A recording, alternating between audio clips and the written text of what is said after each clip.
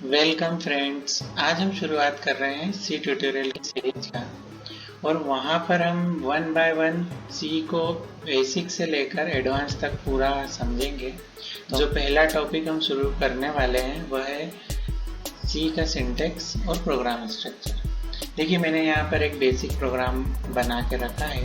इसमें मैंने सब सिंटैक्स का यूज़ किया हुआ है। तो आप जो देखेंगे इस एक को सिंटैक्स बोलते हैं या पूरा एक स्टेटमेंट बोलते हैं। तो ऐसे अलग अलग कितने भी तरह के सिंटैक्स हो सकते हैं।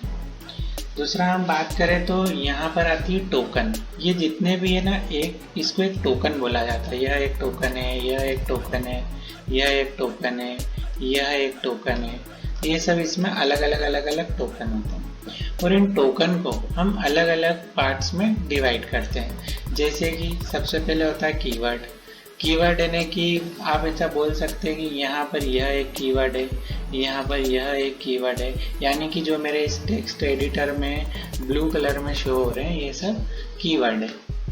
करीबन 32 कीवर्ड्स सी में होते हैं। उसकी मैं एक लिस्ट यहाँ पर अभी शो कर दूंगा, तो आप वहाँ से देख सकते हैं कि कितने कीवर्ड्स इसमें हैं। तो अभी इस प्रोग्राम में मेनली 2 कीवर्ड यूज हुए। दूसरा कि हम टोकन समझते हैं, तो टोकन का दूसरा पार्ट है आइडेंटिफायर। तो आइडेंटिफायर में जैसे कि यह ए, यह बी, यह सी, यदि मैं कोई मेरा फंक्शन बनाता तो उस फंक्शन का जो नाम होता वह सब आइडेंटिफायर होते हैं। तीसरी हम बात करें तो सिंबल। सिंबल में देखा जाए तो इक्वल टू, यहाँ पर इक्वल टू, यहाँ पर हमने यूज़ किया प्लस। तो यह सब क्या हो गए? सिंबल हो गए। तो यानी जो हम सी टोकन की बात कर रहे हैं उस टोकन में कीवर्ड, आइडेंटिफायर, सिंबल, इस तरह की सब चीज़ें आती हैं। साथ ही में देखा जाए तो लिटरल। तो देखिए यहाँ पर स्ट्रिंग लिटरल यूज़ किया हुआ है। उसके बाद हम देखें तो वाइट स्पेस। वाइट स्पेस देखा जाए तो 2 टोकन के बीच में होती है। तो या तो वाइट स्पेस होगी या फिर कोई ऑपरेटर होगा। तो देखिए यह भी एक टोकन है, यह भी एक टोकन है, तो इसके बीच में हमने यहाँ पर ऑपरेटर यूज़ कर लिए। यहाँ पर आप देखेंगे, देखिए यह जो है ना, ये वाइट स्पेस है। तो इसे हम रखें या ना रखें कोई फ़र्क नहीं पड़ता है, लेकिन प्रोग्राम अच्छा दिखे इसलिए इस तरीके से वाइट स्पेस दी जाती है। लेकिन सिर्फ अगर टोकन के बीच में हम बराबर नहीं कर सकते, जैसे कि यहाँ पर वाइड है और मेन है, तो हम बोलेंगे कि वाइट स्पेस हटा दें तो फिर गलत हो जाएगा। तो यहाँ पर हमको एक वाइट स्पेस देना होती है। इसके बाद आते हैं सेमी कॉलन। सेमी कॉलन भी एक तरह से टोकन है, तो किसी भी स्टेटमेंट को क्लोज करने के लिए काम आते हैं। और फिर होती है कमेंट। तो कमेंट में जो भी लिखा जाता है उसे कंपाइलर कभी भी रीड नहीं करता है। तो सी में हमारे पास 2 तरह की कमेंट है। एक तो हम डबल स्लैश लगा कर कमेंट कर सकते हैं या फिर हम स्टार्ट और एंड लगा कर भी कमेंट कर सकते हैं। यहाँ तक देखा जाए तो हमें यह पता लग गया कि सी में टोकन होते हैं और टोकन जो होते हैं, टोकन को हमने कुछ पार्ट डिवाइड किया है, जिसमें है keyword, identifier, symbol, literal, white space, semi colon और कमेंट्स।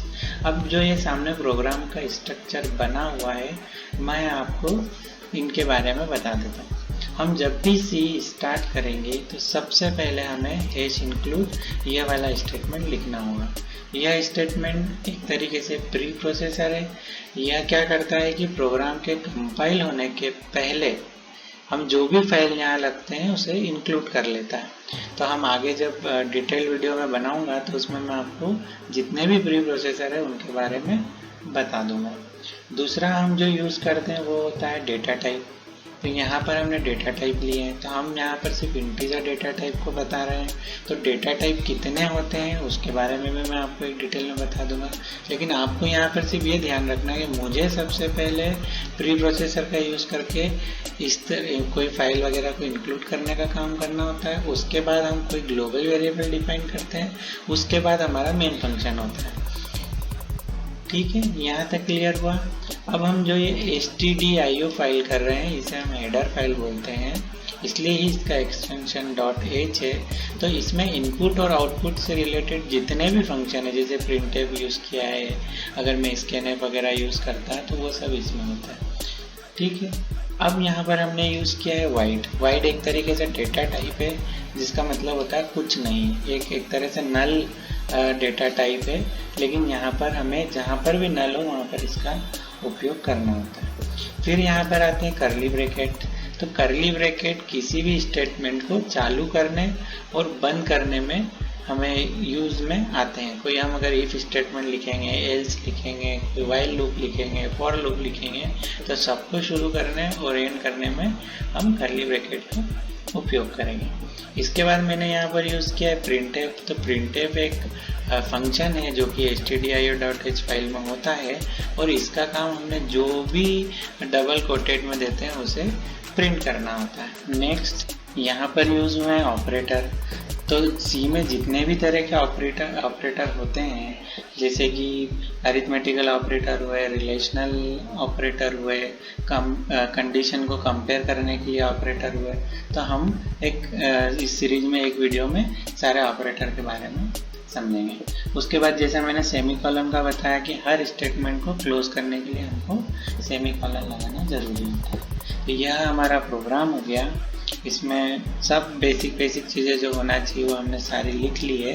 अब जब भी हमें इसे रन करना होता है तो हम इसे इस टूल में जिसको मैं यूज़ कर रहा हूँ उसमें F5 करते हैं और यह प्रोग्राम रन हो जाता है। रन होने के बाद जो भी आउटपुट है वह आपको कुछ इस प्रकार से दिखाई देगा। देखिए यह प्रोग्राम एग्जीक्यूट हो गया और इसका जो आउटपुट आना था वो हमें यहाँ स्क्रीन पर दिखाई देने लगा। तो आशा है मुझे आपको सी का सिंटैक्स और उसका जो स्टेटमेंट होता है वो समझ में आ गया होगा। हमने इस आर्टिकल में बात की है टोकन से रिलेटेड और टोकन के टाइप के बारे में जाना है। टोकन होते हैं कीवर्ड, आइडेंटिफायर, सिंबल, लिटरल और वाइट स्पेस, उसके साथ सेमीकोलन और कमेंट। यह सब हमने समझा। यदि आपको किसी में भी कोई डाउट हो तो आप मुझे कमेंट कर सकते हैं, मैं आपको रिप्लाई कर दूंगा। साथ ही मैंने इसका एक आर्टिकल भी बना दिया है, उसकी मैं लिंक आपको डिस्क्रिप्शन में दे रहा हूं। तो आपको यदि रीड करना हो तो आप वहां से रीड कर सकते हैं और कुछ भी डाउट हो तो वहां से भी कमेंट कर सकते हैं। मिलते हैं नेक्स्ट वीडियो में अगले टॉपिक के साथ। Thanks for watching.